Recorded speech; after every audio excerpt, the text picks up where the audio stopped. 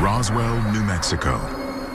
Here in the flat, thirsty lands of the American Southwest lies a remote city of 50,000 residents. Once the home of America's largest strategic air command base, it has now become ground zero for UFOologists and believers in all things extraterrestrial. Thanks to an incident that happened on the evening of July 8th, 1947. Following a major thunderstorm, Rancher Mac Brazel came across this really extensive area of debris, stuff he had never seen before. He brought it to the local sheriff's office.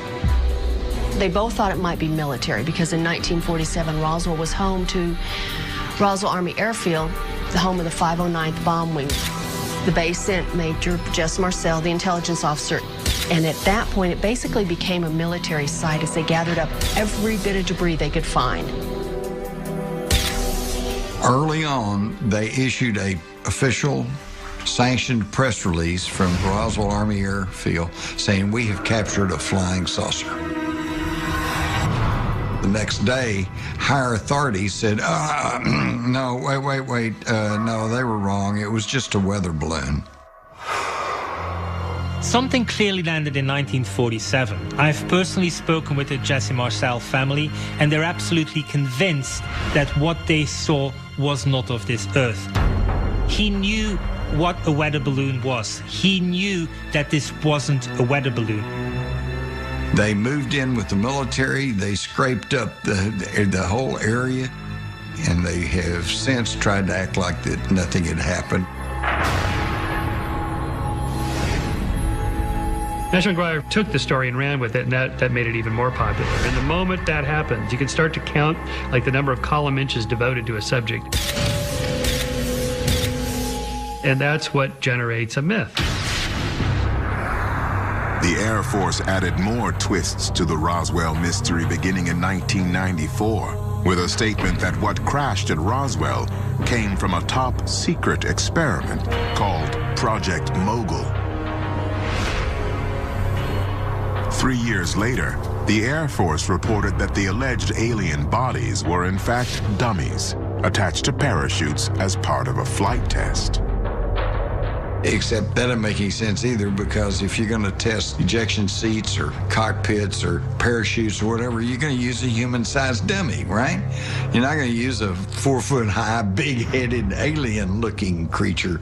So the whole thing is it's just almost laughable. The Air Force's conflicting reports about what was recovered at Roswell ignited the flames of a conspiracy theory that continues to this day. But why the changing stories? What was, or is, the government hiding? I think the truth is that something very unusual happened at Roswell. Now, how many aliens there were and what kind of ship it was and where it came from, we don't know, because they've covered it up.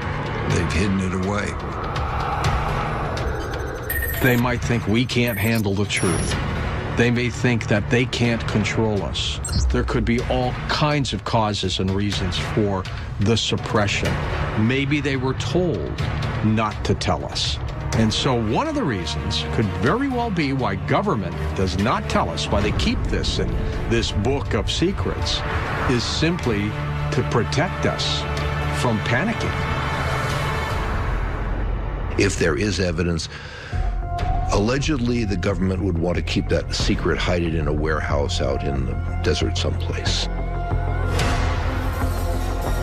The key motives for keeping the UFO extraterrestrial issue secret falls into, I think, two broad categories. Number one, weaponry. They view any exotic technology as possible weapons, and therefore it's got to be kept secret. And number two, any advanced technology could shake up the monopolies that the ruling elite enjoy in this country, and so they've got to keep that secret.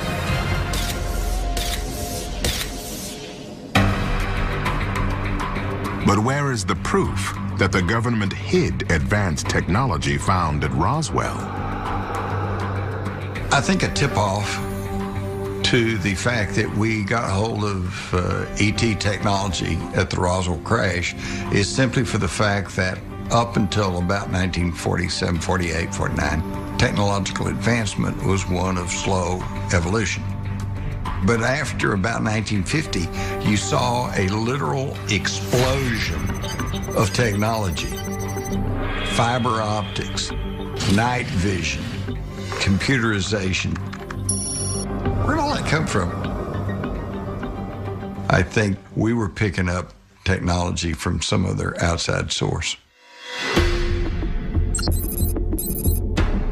Might the U.S. government's advanced weapons technologies been the result of access to extraterrestrial intelligence? According to authorities, such theories are absurd. The lunatic notions of a conspiracy-hungry public. In many ways, the mainstream completely marginalizes the idea of extraterrestrials coming here. They give it no credibility at all.